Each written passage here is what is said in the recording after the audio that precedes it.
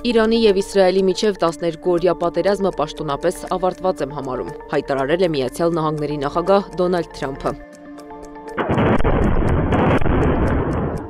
Չնայած դրան, կողմերը մեղադրում են միմյանց հրադադարը խախտելու համար։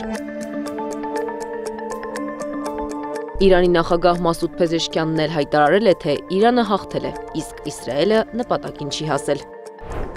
Թռիչքային խցանումներ Միջին Արևելքում, Դոհայում և Դուբայում հազարավոր քաղաքացիներ սպասում են տուն գալու իրենց հերթին։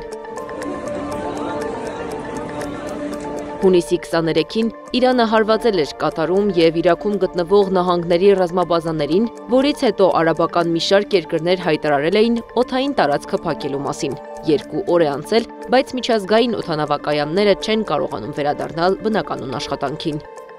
Ճապոնիան առաջին անգամ իր տարածքում հաջողությամբ հրթիռ է փորձարկել։ Ճապոնիայի փորձարկումների հիմնական նպատակը Չինաստանին ցույց տալն է, որ կարող է արձագանքել աճող ռազմական սպառնալիքին։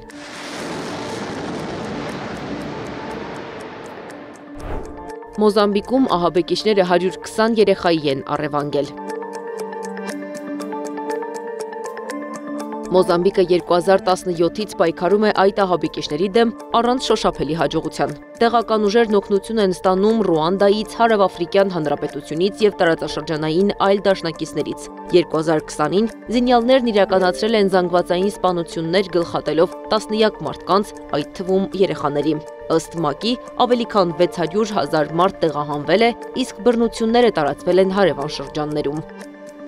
Միացյալ Նահանգների գերագույն դատարանը վերջին օրերին կայացրել է մի որոշում, որը հող է նախապատրաստում ներգաղթյալների նկատմամբ ԱՄՆ-ի կառավարության գործողությունների համար։ Դոնալդ Թրամփի վարչակազմին դատարանը թույլ է տվել արտահանձնել ներգաղթյալներին երրորդ երկրների առանց ինչ-որ գործընթացի։ Անի Աբաղյան, Նոնա Գևորգյան, ABC Media։